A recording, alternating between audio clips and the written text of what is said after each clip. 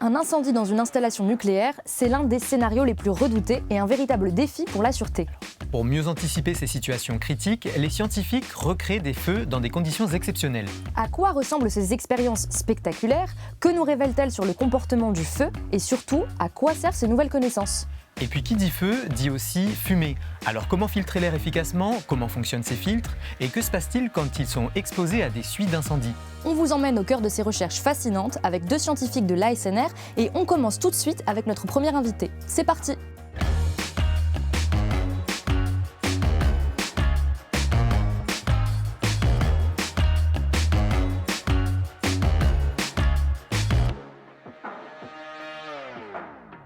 Bonjour à toutes et à tous, on est très heureux de vous retrouver pour ce nouveau numéro de Science en question. Aujourd'hui, on a le plaisir de recevoir Hugues Prétrel. Bonjour et bienvenue. Bonjour. Bienvenue sur le plateau de Science en question. Alors vous êtes chercheur en sciences de l'incendie à l'ASNR, l'autorité de sûreté nucléaire et de radioprotection. Et pour commencer, on aimerait en savoir un peu plus sur vous, sur vos activités de recherche et sur la manière dont elles s'inscrivent dans les missions de l'ASNR. Est-ce que vous pourriez nous en dire un peu plus là-dessus ? Oui, donc je travaille à l'ASNR, qui est l'autorité de sûreté nucléaire et de radioprotection, qui est un organisme qui a pour mission le contrôle des installations nucléaires civiles en France. L'ASNR a également pour mission des actions d'expertise, de recherche, de formation et d'information auprès du public. Et je travaille en particulier dans le domaine de la recherche sur les risques incendies dans les installations nucléaires. Parfait, on va découvrir un peu plus tard dans l'émission comment vous le faites concrètement au quotidien. Alors quand on évoque les risques associés au nucléaire, on pense à la radioactivité, aux fuites, éventuellement au séisme, mais pas forcément au feu. Et pourtant, comme dans toute industrie, c'est un risque qui est bien réel. Alors pour tester les connaissances de notre communauté sur Instagram, on leur a posé une petite question. Qu'est-ce qui s'enflamme le plus facilement dans une centrale nucléaire? On leur a donné 4 propositions possibles: les circuits électriques, l'uranium, le réacteur nucléaire ou bien la machine à café. On peut regarder leurs réponses. Donc on a à 37% la machine à café, suivi peut-être des petits blagueurs et suivi de très près par les circuits électriques. Hugues, quelle est la bonne réponse ? La bonne réponse, c'est la seconde, donc c'est les circuits électriques évidemment, donc je pense qu'on en reparlera. Donc c'est vraiment un des combustibles majeurs dans les installations nucléaires qui brûlent. Et l'uranium, est-ce que c'est une matière inflammable ? Alors, il peut y avoir il y a le risque associé à la rupture du cœur, mais ce n'est pas des incendies. C'est des choses plus orientées sur la fusion du cœur. Donc, on va avoir un écoulement du cœur et qui va se répartir dans l'enceinte. Donc, il y a une source de chaleur, il y a du rayonnement émis, mais ce n'est pas la même chose que l'incendie. Et est-ce que dans l'histoire des installations nucléaires, il y a des événements marquants, des incendies marquants, qui ont un peu fait évoluer la façon dont on appréhendait ce risque-là? Oui, mais en général, les actions de recherche sont généralement initiées suite à des accidents importants. Et donc, dans le domaine de l'incendie, il y a un des accidents majeurs, c'est celui de Browns Ferry aux USA, dans les années 70, qui a poussé les chercheurs, enfin les gens à s'intéresser plus particulièrement à l'incendie, à monter des équipes de recherche, à essayer de mieux comprendre pourquoi il y avait eu cet accident. Et pourquoi celui-ci particulièrement? Il a mis en jeu beaucoup de câbles électriques, et il a été très dévastateur. Et donc, en fait, à cette époque-là, il y avait moins de prévention, il y avait moins de préoccupations sur le risque incendie. Et donc, c'est pour ça qu'à partir de là, on s'est mis à essayer de mieux comprendre quels étaient les mécanismes qui pouvaient entraîner un incendie majeur. Je vous propose maintenant de découvrir plus en détail comment vous étudiez les incendies pour mieux les comprendre. Place aux sciences en action.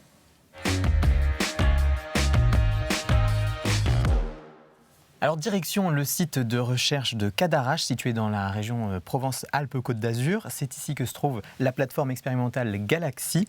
Alors c'est une des rares installations au monde où il est possible de réaliser des essais à grande échelle dans des conditions réalistes. En réalité, cette plateforme, elle se compose de plusieurs installations expérimentales. Est-ce que vous pourriez nous décrire déjà, dans un premier temps, à quoi ça ressemble et quelles sont ces différentes installations qu'on peut trouver sur place?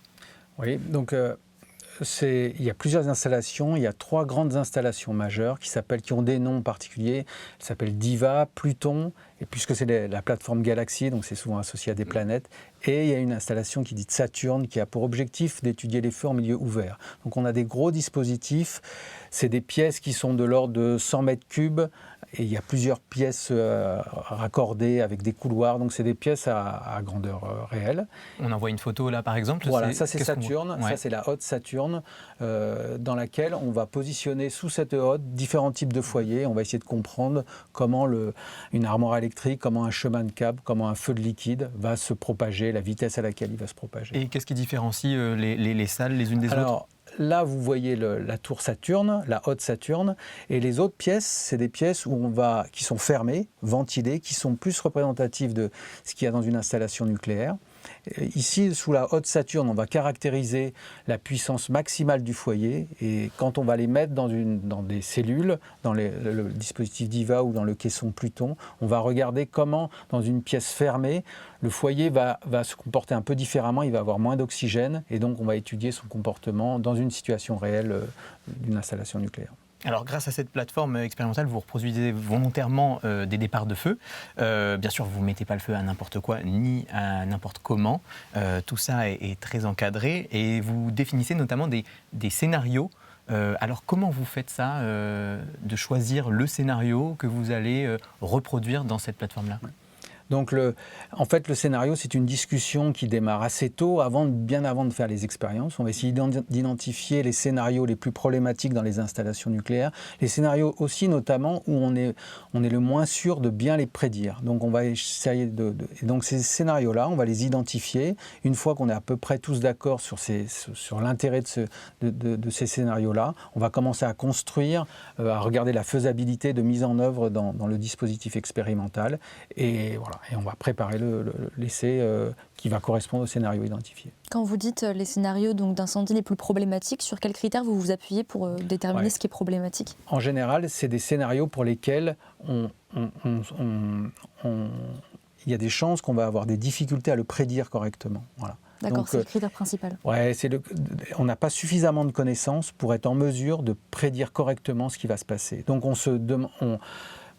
de par les connaissances, on n'est pas les seuls à faire des expériences, il y a d'autres organismes qui font des expériences, donc il y a ce qu'on appelle la bibliographie, il y a plein de connaissances qui existent dans le monde, et donc sur la base de ces connaissances-là, on va identifier les scénarios pour lesquels il y a peu de connaissances et pour lesquels on a besoin de réaliser l'expérience pour voir comment ça va se dérouler. Est-ce que vous partez aussi de ce que vous observez, l'agencement des pièces, des installations, pour pouvoir imaginer des scénarios ? Est-ce que des observations sur le terrain, je veux dire ? Oui, ça peut nous arriver, issu d'expériences qu'on a déjà réalisées, de se dire là, ça peut poser un problème, et donc on va dans des scénarios suivants, on va essayer d'ajuster un peu le scénario proposé sur la base des connaissances que l'on a eues sur des expériences précédentes. Oui. Et on ne pourrait pas imaginer tout simplement modéliser tout ça par ordinateur ? Ça ne serait pas une solution ? C'est ce qu'on fait. En fait, tous nos essais sont destinés à acquérir des connaissances, à mieux comprendre ce qui se passe. Et il y a des équipes, notamment également à Cadarache, qui construisent des modèles, des logiciels de calcul qui ont pour objectif de prédire les essais. Donc, l'objectif final, c'est normalement de ne plus faire d'essais et d'avoir des logiciels qui arrivent à prédire les scénarios. Mais ce qui se passe, c'est que souvent, un nouveau scénario qui arrive, les modèles ne sont pas tout à fait adaptés. Donc, c'est un travail un peu continu de refaire des expériences ou pas de faire des nouvelles expériences pour aller identifier les scénarios pour lesquels la modélisation soit sait qu'elle n'est pas tout à fait correcte, ou soit il manque des modèles pour essayer d'atteindre la simulation de ces essais. Il faut faire preuve d'un peu de créativité dans votre métier alors, pour imaginer et penser des scénarios nouveaux.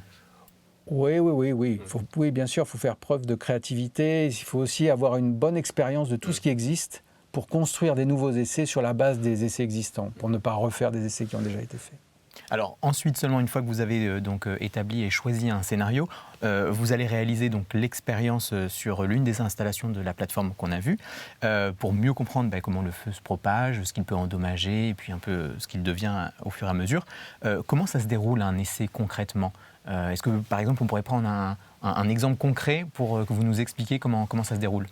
Alors, une fois qu'on a défini le scénario, dans l'équipe expérimentale à Cadarache, on va préparer comment on va le construire, on va acheter les équipements nécessaires pour mettre en place ce scénario, on va définir l'instrumentation qui va être nécessaire, on ne va pas faire un essai juste pour voir le scénario incendie, on va essayer de le mesurer aussi. Donc on va avoir toute une équipe qui va mettre en place cette expérience. Et une fois que l'expérience est mise en place, c'est beaucoup de travail, c'est plusieurs mois de travail, de bien préparation, de qualifier toute l'instrumentation. Après, on passe à l'expérience elle-même, là, qui consiste à à suivre le scénario qu'on s'est donné. Donc en général, on va allumer le combustible à un endroit donné, et puis on va suivre sa propagation jusqu'à, en général, l'extinction du feu. C'est sur des périodes de temps assez courtes, du coup, les essais, j'imagine. Ça va assez vite. L'essai, en général, c'est de la demi-heure à plusieurs heures. C'est sur une journée, en tout cas. Alors là, on voit un exemple en image d'un essai. Est-ce que vous pourriez nous décrire ce qu'on voit et ce que vous cherchiez à observer ? Voilà, oui. Donc là, on est sous la Haute Saturne et on cherche à caractériser la propagation d'un feu vers un autre objet combustible.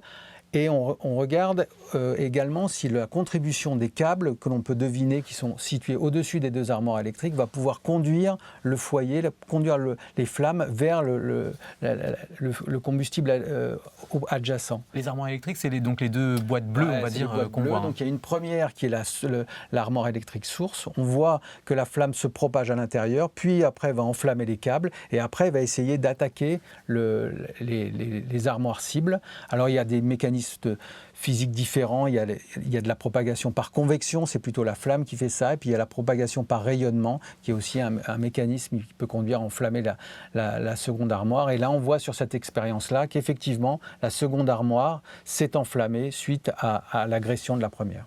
Alors tout ça, j'imagine, doit être fait dans des conditions de sécurité et de précaution très maîtrisées. Comment vous garantissez justement ces conditions de sécurité-là ? Ça, c'est un travail parallèle qui se mène avant la définition du programme, c'est-à-dire qu'on doit garantir qu'on maîtrise l'expérience qui va se réaliser.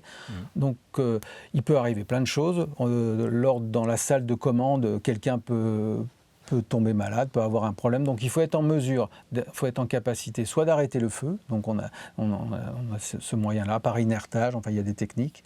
Et donc et puis aussi, il ne faut pas abîmer notre dispositif expérimental, donc il faut être en mesure d'assurer la sécurité de notre expérience. Vous avez dit on peut arrêter le feu par inertage, c'est ça ? Ouais. C'est quoi ? Donc éteindre le feu par inertage, dans notre dispositif, c'est d'envoyer de l'azote, donc qui est un gaz qui va remplacer l'oxygène et qui va éteindre le feu. Donc c'est un moyen, en général on peut éteindre le feu avec de l'eau, c'est avec des sprinklers, mais dans le cas d'une expérience, c'est pas tout à fait adapté parce qu'après il y a trop de travail de nettoyage, donc l'inertage par l'azote est tout à fait adapté pour pouvoir arrêter notre essai et après le reprendre plus tard, ou en général, s'il y a un problème, l'essai on peut considérer qu'il est perdu et on va en refaire un autre après. Est-ce que vous vous interdisez certains combustibles ou certains scénarios pour éviter les dangers ou les risques ?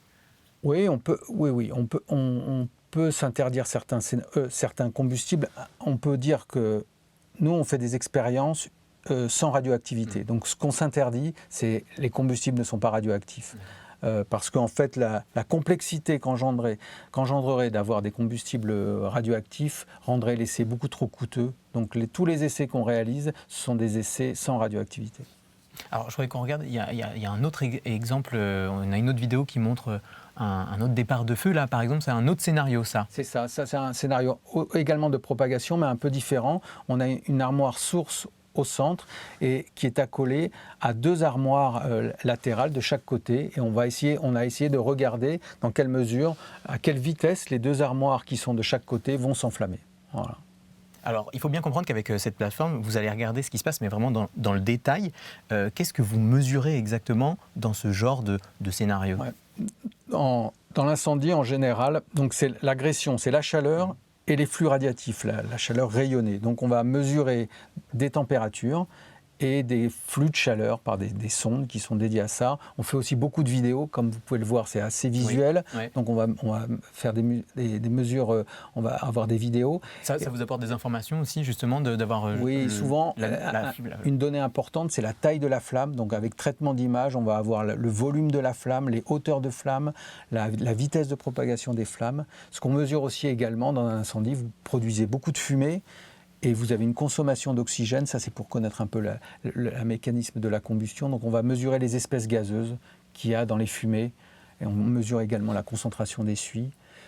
Voilà, il y a tout un tas de paramètres qu'on cherche à évaluer. On a vu des flammes bleues à l'image, à quoi ça correspond ? Ouais, alors là, c'est aussi très intéressant. Quand la flamme est orange, c'est parce qu'il y a des suies qui vont réagir, et c'est les suies qui émettent de la lumière. Quand la flamme est bleue, c'est qu'il y a peu de production de suie, donc c'est un très bon indicateur aussi sur la qualité de la combustion. Donc c'est pour ça que prendre des images et faire des enregistrements vidéo est très, très intéressant et nous apporte beaucoup d'informations. Et les suies, c'est quoi ? Les suies, c'est des particules de carbone issues de la combustion qui sont générées en général quand la combustion est de mauvaise qualité. Et dans un incendie, elle est souvent de mauvaise qualité. Et donc, un incendie génère beaucoup de suie. Bon, alors pour avoir tous ces paramètres, toutes ces mesures, ça veut dire que vous installez au préalable tout un tas de capteurs, j'imagine. Qu'est-ce que vous avez à votre disposition dans votre mallette à outils ?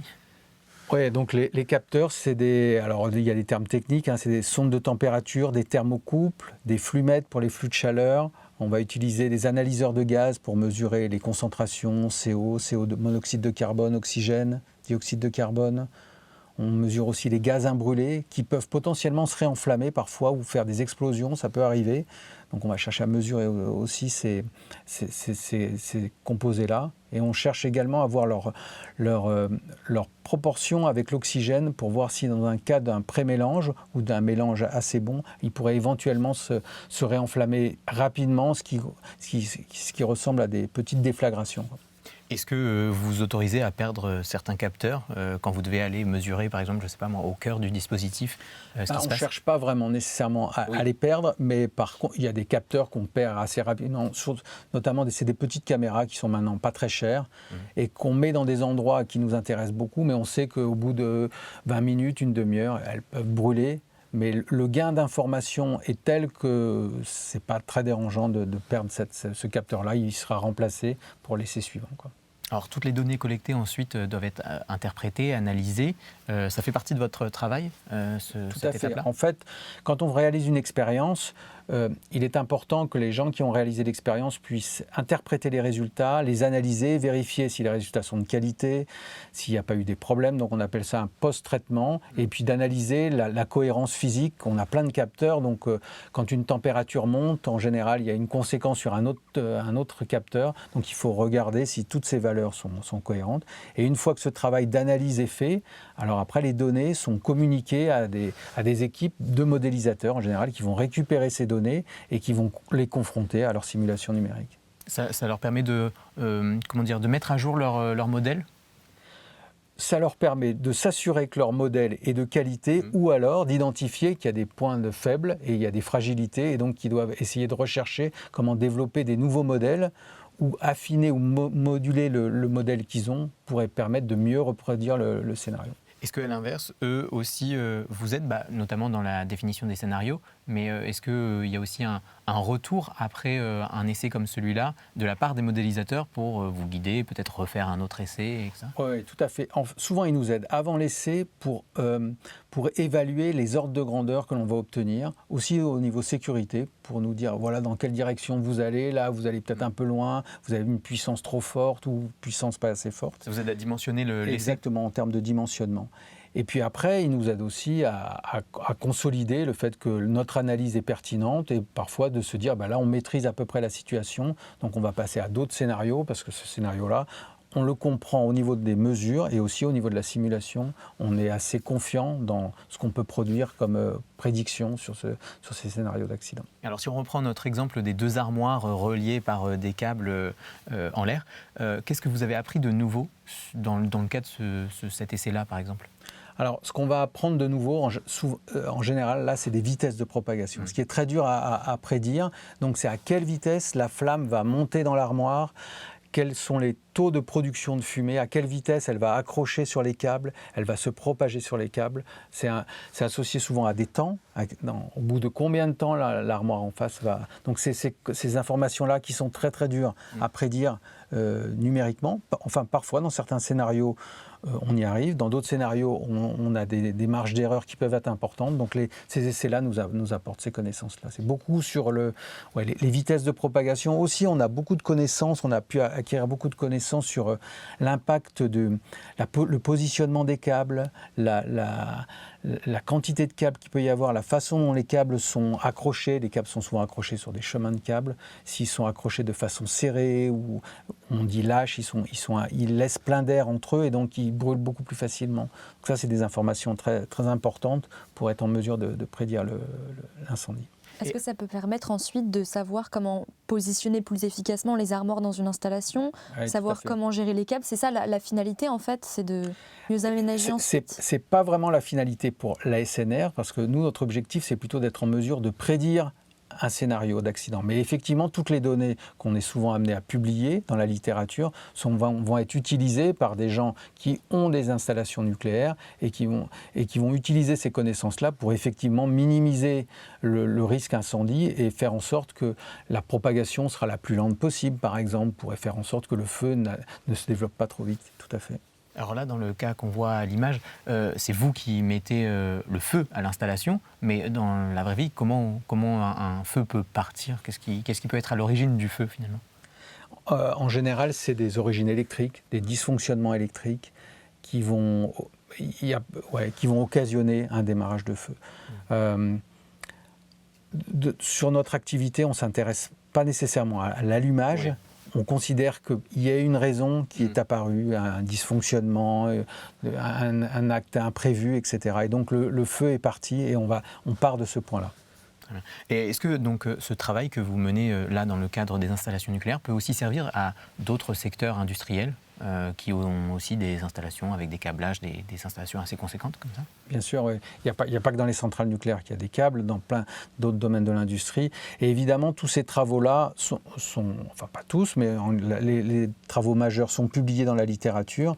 Et donc les acteurs industriels autres que dans le domaine nucléaire vont utiliser ces données pour essayer d'améliorer la sécurité de leurs installations, évidemment. Eh bien, c'est parfaitement clair, merci beaucoup. Il est temps de passer à notre prochaine séquence, c'est le vrai ou faux.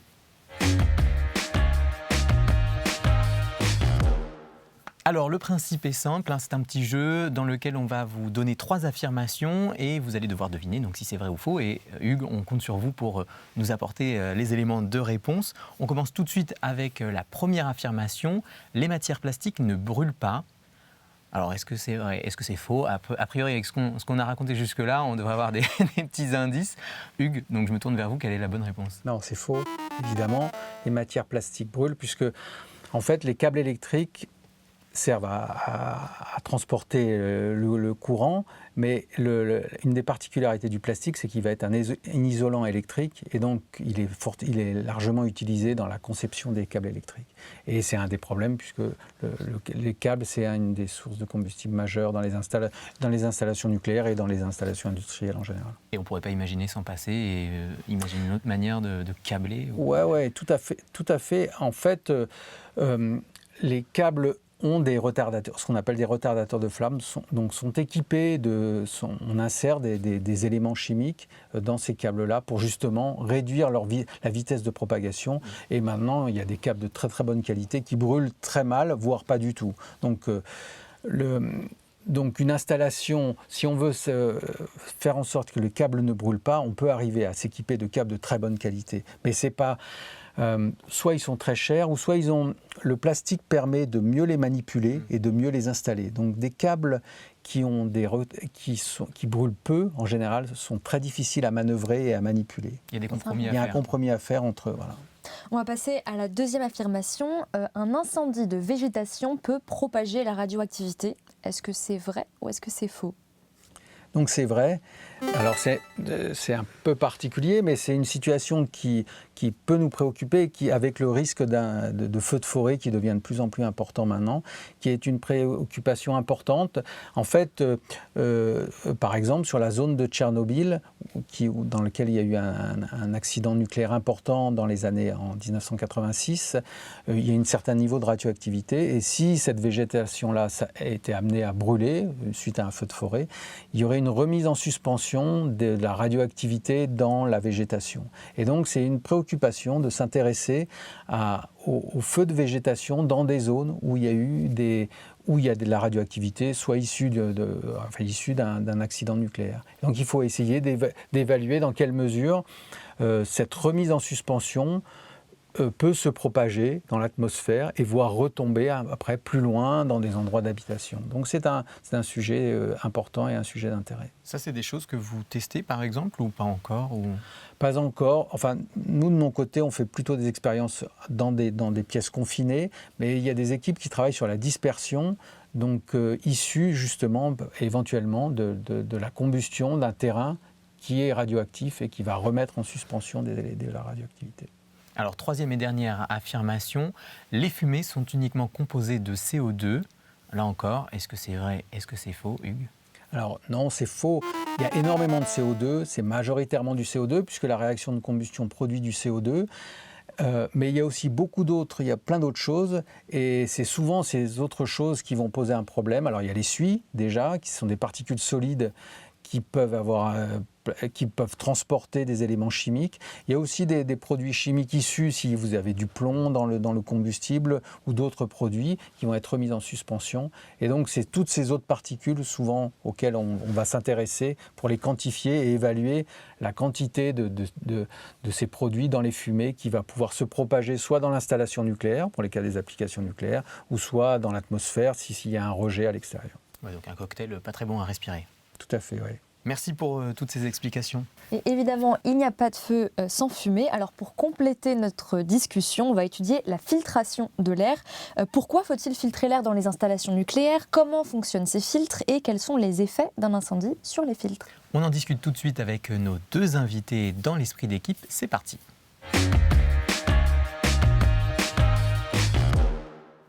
Bonjour Souleymane Bourous. Bonjour. Bienvenue sur le plateau de Science en Question. Vous êtes ingénieur-chercheur spécialisé dans la filtration des aérosols à la SNR. Et avec vous, on va s'intéresser à un aspect essentiel de la sûreté auquel on ne pense pas assez, la filtration de l'air. Alors pour commencer, on va reprendre les bases. Qu'est-ce que c'est un filtre et comment ça marche ? Alors un filtre à air, c'est quelque chose de très simple. En fait, c'est un dispositif qui va servir à retenir les particules solides de l'air. Donc généralement, c'est un milieu poreux à travers lequel va s'écouler l'air et qui va retenir les particules sur des fibres ou des surfaces solides de manière à ce que l'air derrière soit épuré. Et pourquoi on a besoin de filtrer l'air dans les installations nucléaires ? Qu'est-ce qu'on veut retenir particulièrement ? Alors dans les installations nucléaires, on travaille avec des matières qui sont dangereuses et qui peuvent se disperser et contaminer éventuellement d'autres, à l'extérieur, que ce soit les personnes qui travaillent comme l'environnement.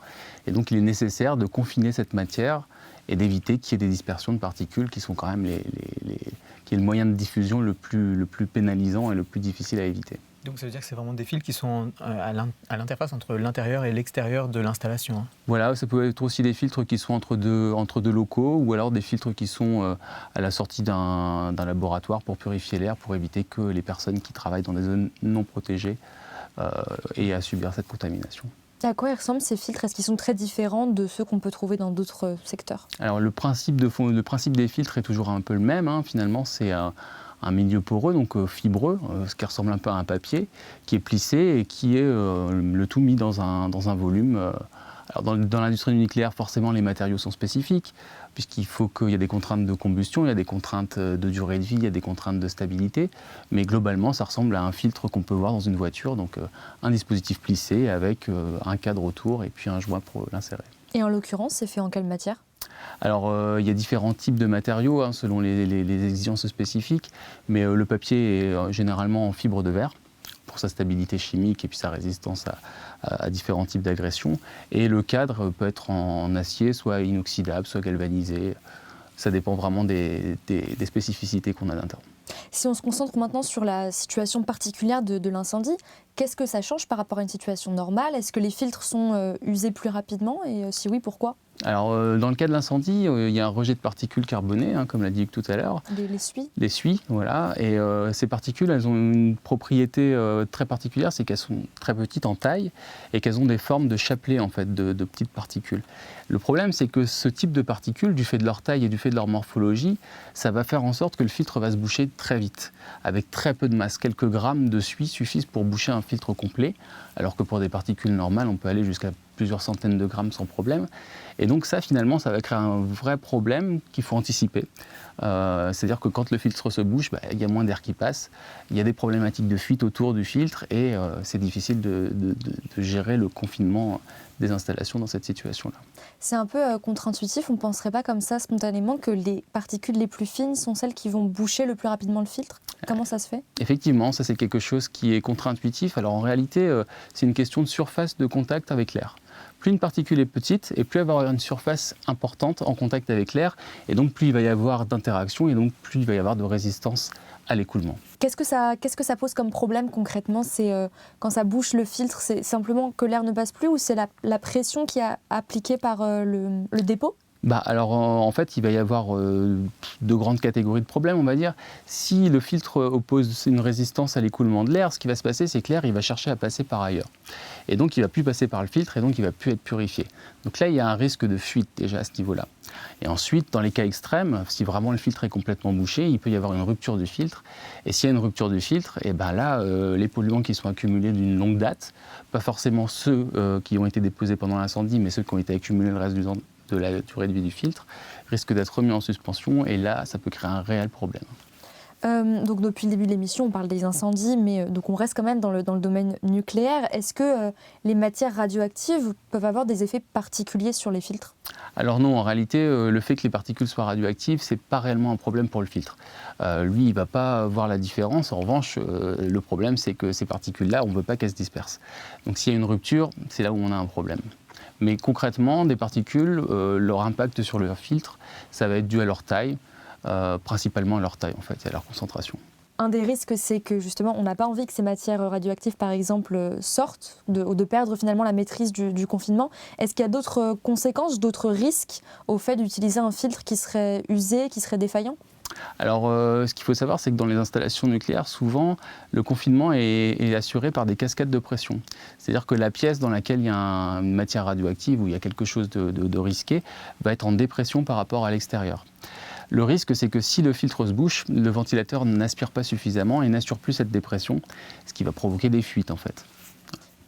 Et pour éviter ça, votre travail, c'est justement de comprendre ceux qui usent les filtres et d'estimer leur durée de vie en fonction des différents scénarios d'incendie, c'est ça? Voilà, donc en cas d'incendie, en fonction du combustible, en fonction du scénario d'incendie, donc ça c'est le travail de Hugues, il va y avoir une quantité de particules qui vont avoir une propriété donnée, et donc ce qui est important, c'est d'anticiper la durée de vie du filtre lorsqu'il est exposé à ce type de particules.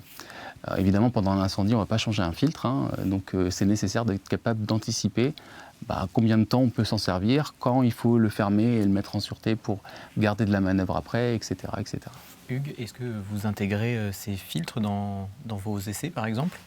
Oui, justement, c'est un point. Nous, on doit d'une part faire en sorte, quand on fait une expérience, on ne va pas rejeter des suies dans l'atmosphère de Cadarache. Donc on a des filtres également sur nos dispositifs expérimentaux. Et comme dit Soleiman, c'est important de dimensionner le nombre de filtres qu'on doit installer et à chaque... Quand est-ce qu'il faut changer nos filtres? Et donc ça a un coût aussi pour l'expérience. Donc la problématique de la filtration est un des sujets. Quand on construit une campagne expérimentale, il faut se poser la question combien on va avoir besoin de filtres pour pouvoir réaliser notre campagne d'essai. Et dans ces cas-là, vous êtes amenés à travailler ensemble? Ce n'est pas nécessairement au niveau recherche. Quand on va travailler ensemble, c'est plus qu'on va travailler sur un scénario particulier qui va générer des suies particulières. Et là, à ce moment-là, les équipes de Soleiman vont intervenir pour voir si ces particules de suie un peu différentes comment vont-elles se comporter sur un filtre. Et alors, quels sont les différents facteurs qui influencent la durée de vie d'un filtre? Alors, il y a le type de particules auxquelles elles sont exposées, bien évidemment. Il peut y avoir d'autres facteurs comme la présence d'humidité. Un filtre à air n'aime pas trop quand on a du liquide dessus. Et puis, il y a aussi l'âge du filtre, sa conception, la surface de filtration qui est mise en jeu dans un filtre, en quelque sorte. Donc, ça, c'est les impacts, ça, c'est les choses qui vont avoir vraiment un rôle important, en fait, sur la durée de vie des filtres. Et en moyenne, c'est quoi la durée de vie d'un filtre nucléaire? Alors ça, c'est très très variable, ça dépend à quoi il va être exposé et ce qu'il aura vu durant sa vie. Dans certains scénarios, les filtres peuvent durer quelques minutes. Dans des scénarios de démantèlement où les particules sont très fines et on a vraiment un environnement qui est défavorable à la filtration. Dans d'autres cas, on peut laisser 40 ans un filtre s'il est exposé à peu de particules et qu'il joue son rôle, il est contrôlé régulièrement. Tant qu'il est efficace, il peut rester sur place. Et alors, dans les grandes lignes, comment vous étudiez les filtres en laboratoire? Quels sont vos objectifs? Alors, il y a deux grandes choses, deux grandes catégories. Dans un premier temps, on va exposer un filtre complet à un scénario complet pour essayer de comprendre un peu ce qui se passe et là où il y a des points d'intérêt. Là où il y a des choses qu'on ne comprend pas tout à fait, des choses qu'on ne maîtrise pas. Ensuite, on va concevoir en laboratoire des expériences à petite échelle, donc depuis la fibre jusqu'au filtre complet. Et on va utiliser des stimulants où on va maîtriser la taille des particules, où on va maîtriser leur morphologie, et on va regarder l'impact de chacun de ces facteurs sur ce qui nous intéresse à la fin, donc c'est-à-dire la résistance aérolique du filtre, sa perte de charge. Et de là, on va utiliser des modèles de la littérature, de la littérature ou qu'on développera nous-mêmes, de manière à reproduire ces phénomènes et être capable de les anticiper. Et pour ce qui est des expériences en laboratoire, comment ça se passe concrètement? Comment vous arrivez à reproduire toutes les particules qui sont émises par un incendie? Est-ce que vous aussi, vous faites brûler des choses en laboratoire? Alors ça peut arriver, mais ce n'est pas vraiment notre métier. Et puis on va dire que les contraintes de sécurité nécessitent des dispositifs qui sont très coûteux et très difficiles à gérer. Donc nous, on va plutôt avoir recours à des expériences en laboratoire, donc avec des générateurs de laboratoire maîtrisés. En gros, des briquets donc on maîtrise la combustion et on maîtrise l'émission de particules et les propriétés de ces particules. Donc on va avoir des petites expériences en laboratoire et on va avoir aussi tendance à récupérer des filtres qui ont été utilisés à Cadarache et donc remettre en suspension ces suies de manière à voir ce qui va se passer sur un filtre complet. Donc vous l'avez dit, vous menez ces expériences à différentes échelles. Est-ce que, comme l'équipe de Hugues à Cadarache, vous avez aussi des environnements en conditions réelles où vous pouvez vraiment tester des filtres de la vraie taille, dans les vraies conditions? On a des installations qui permettent de tester des filtres de toutes les tailles, y compris à l'échelle 1, dans les réelles conditions de débit, de température, etc. On ne va pas avoir vraiment de la combustion à proprement parler, on va redisperser des particules, mais effectivement, ces filtres sont testés à l'échelle 1. On a une installation en particulier Starmania qui permet de tester des filtres en conditions réelles, voire même des équipements encore plus volumineux. Et donc, au bout du compte, à partir de ces observations, vous concevez des modèles informatiques pour simuler l'évolution des filtres dans différents scénarios d'incendie. Comment vous utilisez ces résultats? Qu'est-ce qu'ils deviennent ensuite? Alors, ces résultats sont implémentés dans un code de calcul un peu plus global, qui prend en compte toute la ventilation d'une manière générale, et ils vont permettre de voir l'impact de certains scénarios incidentels ou accidentels sur les réseaux de ventilation. Donc en quelque sorte, ça va être utilisé pour prévoir ce qui peut se passer dans des situations défavorables pour la sûreté et d'anticiper les problèmes, voire de mettre en place des dispositifs supplémentaires ou des protocoles supplémentaires pour éviter les problèmes. Est-ce que vous pouvez nous donner des exemples justement de mesures ou de recommandations qu'on peut mettre en place pour améliorer un système de ventilation par exemple? Alors ça peut être de surdimensionner le système, de rajouter des filtres, ou alors au contraire d'éviter de trop surdimensionner le système, puisqu'il y a des effets qui sont souvent contre-intuitifs. On peut penser que filtrer plus lentement c'est mieux pour le filtre, parfois c'est pas forcément le cas. Donc il est vraiment nécessaire d'avoir des modèles physiques et quantifiés pour être capable de voir les bonnes pratiques et éviter les fausses bonnes idées, comme il y en a souvent dans le domaine de la sûreté. En préparant cette émission, vous m'aviez aussi parlé de pré-filtres, qui pouvaient être un exemple de dispositif. Absolument. Qu'est-ce que c'est? Alors en fait, ce qu'il faut savoir, c'est que les filtres qui sont utilisés dans le nucléaire sont très efficaces. Donc ils sont très efficaces pour des toutes petites particules en particulier, et ils n'aiment pas être surchargés avec des particules plus grossières. Donc on peut utiliser des systèmes qui ne sont pas nécessairement des médias fibreux, pas nécessairement des filtres poreux, classiquement, mais par exemple des cyclones ou des choses qui vont enlever les grosses particules de l'air, de manière à ce que le filtre derrière, lui, ne reçoive que les petites particules et lui ait une durée de vie qui soit prolongée. Ça peut être d'utiliser un pré-filtre qui va être moins efficace, qui va permettre d'enlever le gros de la concentration de particules pour délester le deuxième filtre. Donc il y a des choses comme ça qu'on peut faire pour prolonger la durée de vie des filtres. Ouais. Et quand vous dites cyclone, ça marche comment? Alors un cyclone, c'est comme ce qu'on a dans les aspirateurs domestiques, dans beaucoup d'aspirateurs domestiques.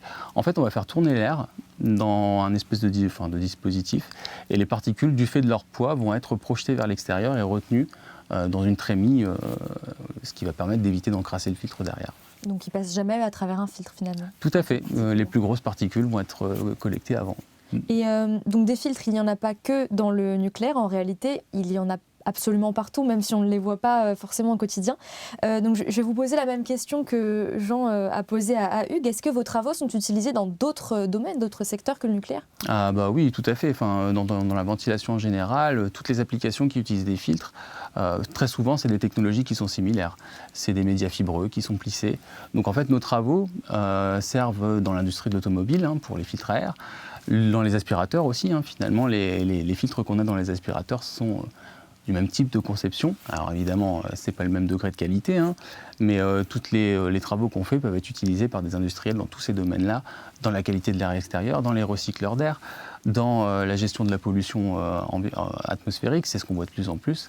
Donc c'est les mêmes types de filtres, c'est les mêmes problématiques, et donc nos travaux sont utilisés là-dedans, bien évidemment. Et peut-être aussi le fait que dans le nucléaire, on ait des conditions qui soient quand même extrêmement contrôlées avec beaucoup de contraintes.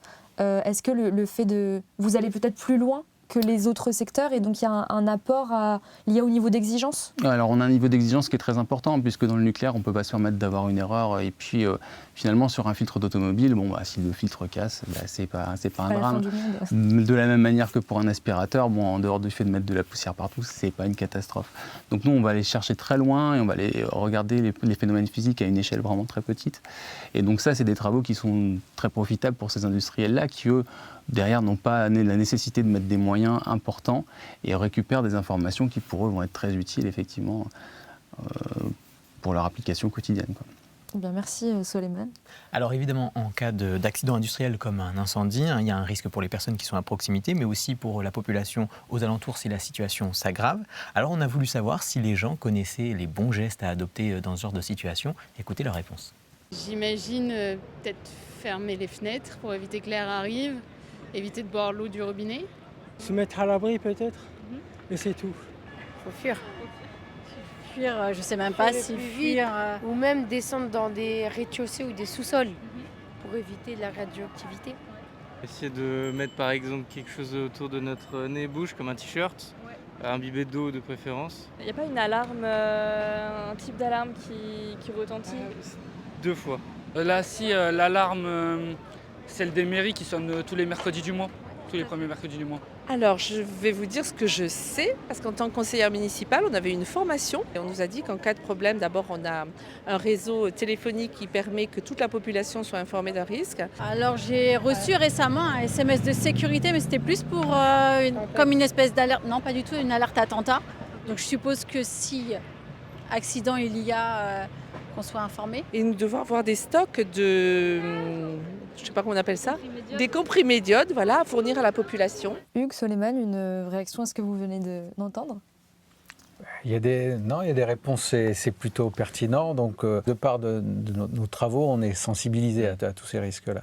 Donc, première recommandation, c'est le confinement en général. Donc, c'est de rester là où on est. Si on est en extérieur, il faut rallier une position, donc rester confiné et puis être à l'écoute des informations qu'on va nous communiquer. L'alarme, les alertes, c'est des bonnes informations. Et la communication, la dame a mentionné les réseaux de communication. En général, il faut pas se déplacer, il ne faut pas partir pour ne pas embouteiller la possibilité. Voilà. Oui, par exemple, on peut avoir le réflexe de vouloir aller chercher ses enfants à l'école, c'est vraiment le mauvais comportement. Il faut rester où on est, ou dans des bâtiments, rester confiné, être à l'écoute, écouter les recommandations. C'est les deux, je pense, c'est les deux orientations importantes. Après, il y a peut-être des points un peu plus particuliers sur des prises diodes ou des éléments comme ça qu'on peut avoir effectivement. Après, il faut suivre les recommandations qui vont être indiquées. Oui, pour rappel, donc à la toute fin, une dame parlait de la prise de comprimés d'iode pour les personnes qui vivent à proximité, par exemple, d'une installation nucléaire. Mais c'est uniquement en cas de rejet de matières radioactives. Et puis aussi, il ne faut pas les prendre n'importe quand. Il faut attendre notamment le feu vert de la préfecture. Donc voilà, il ne faut pas se jeter sur les comprimés d'iode dès qu'il se passe quelque chose. Je pense que c'est important de le rappeler. Alors maintenant, on va s'intéresser à vos parcours respectifs pour comprendre quel chemin vous avez emprunté pour en arriver là. C'est notre séquence en coulisses.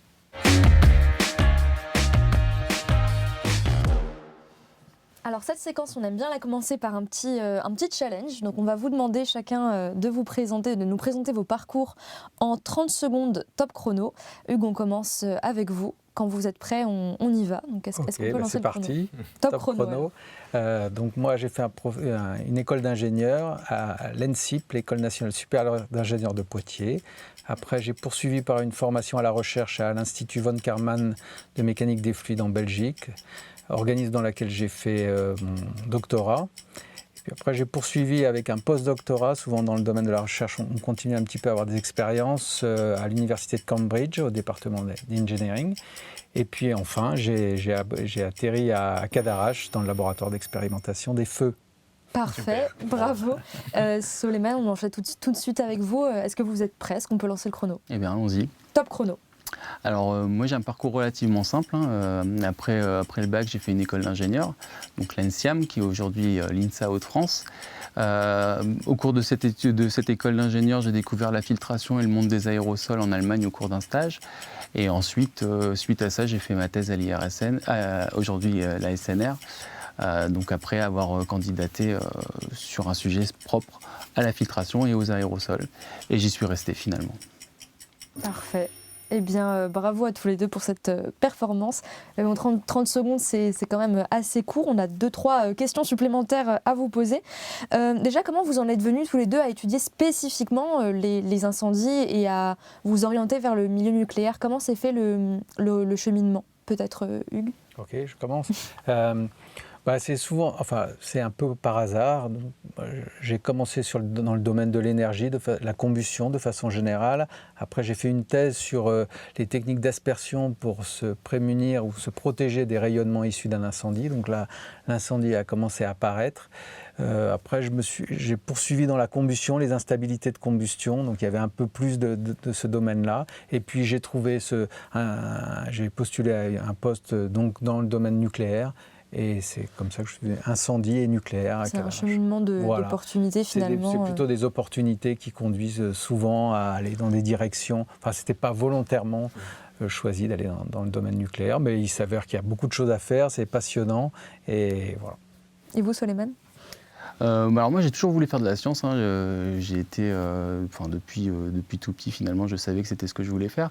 Donc j'ai fait une école d'ingénieur, à l'origine je me voyais plus travailler dans l'industrie, dans l'automobile, dans ces choses-là. J'ai découvert la filtration, le monde des aérosols au cours d'un stage et finalement c'est un domaine particulier qui allie petite échelle, grande échelle, ça m'a beaucoup plu.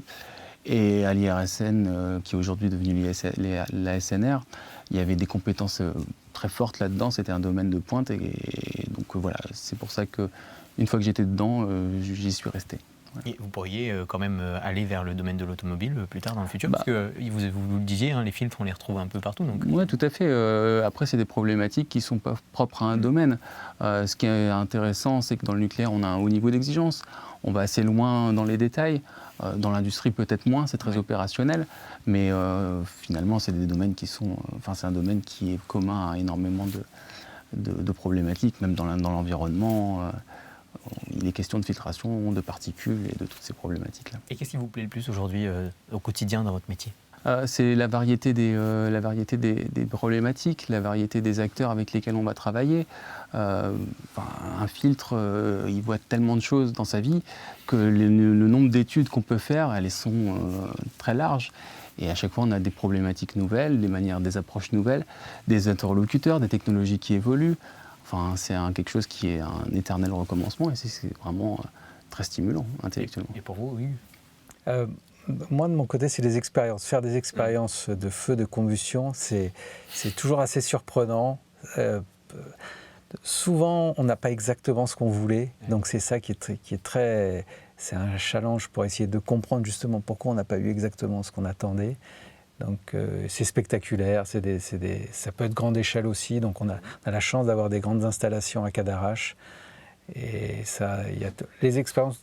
Chaque expérience est nouvelle et on ne s'arrête jamais d'avoir envie de les faire. Vous en faites fréquemment ? Régulièrement. Ouais. Soit on en fait à petite échelle ou à grande échelle. Depuis que j'y suis, je fais des expériences et l'équipe... Vous avez brûlé un tas de trucs. Ouais, voilà, c'est ça, exactement.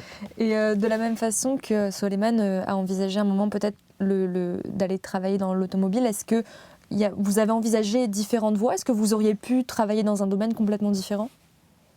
Ah oui, on peut toujours. Après, oui, bien sûr, on peut toujours aller travailler dans d'autres domaines.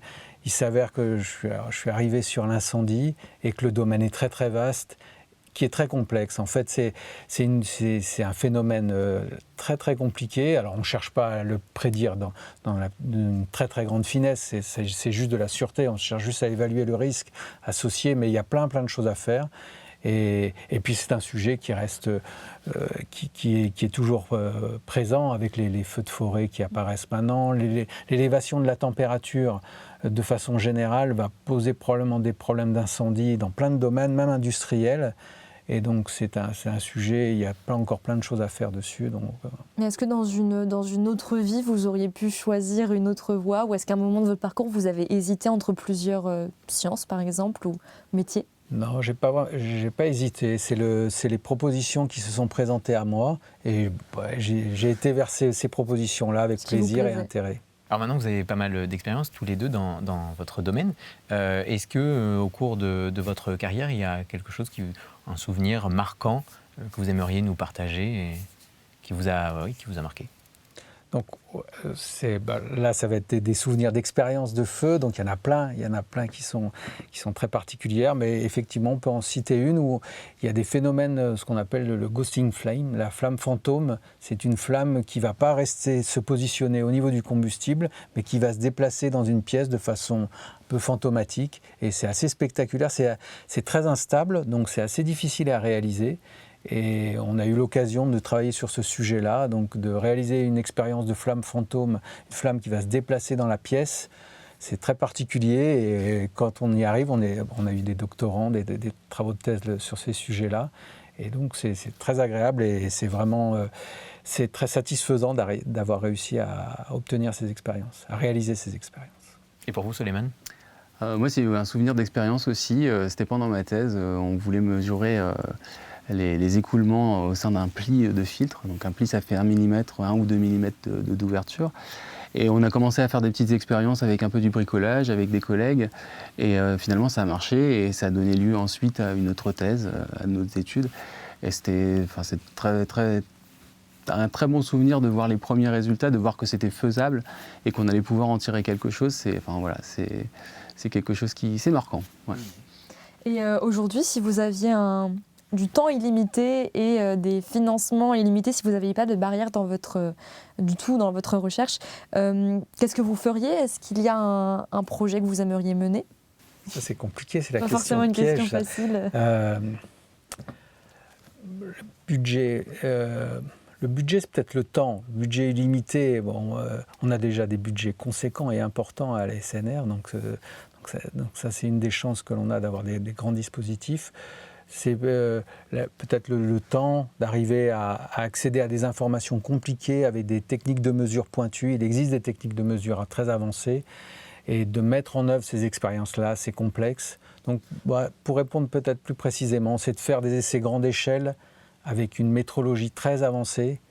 C'est difficile à faire, c'est des challenges incroyables. Quelques organismes essayent de faire ça aux États-Unis, mais c'est très difficile.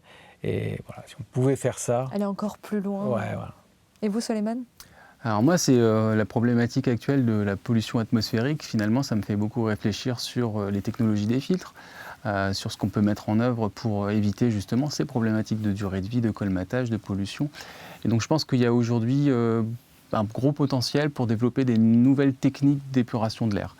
Aujourd'hui, c'est très le rapport coût-bénéfice pour des filtres qu'on utilise tous les jours est très bon.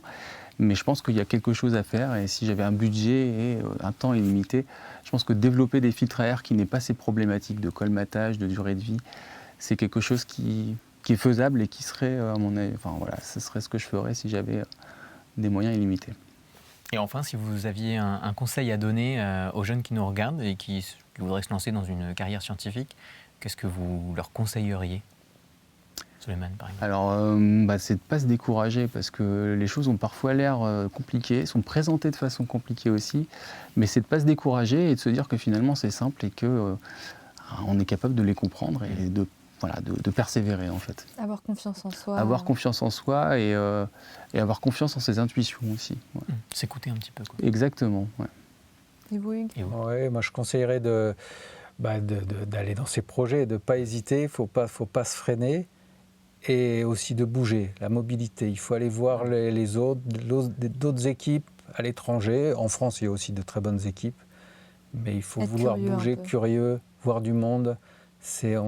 On nourrit notre recherche à partir de la recherche des autres. Donc on ne fait pas de recherche tout seul, quoi. Donc bouger, ouais. Parfait, je pense que le message est passé. Merci à tous les deux. On va passer à la séquence suivante, c'est la recommandation culturelle. C'est parti.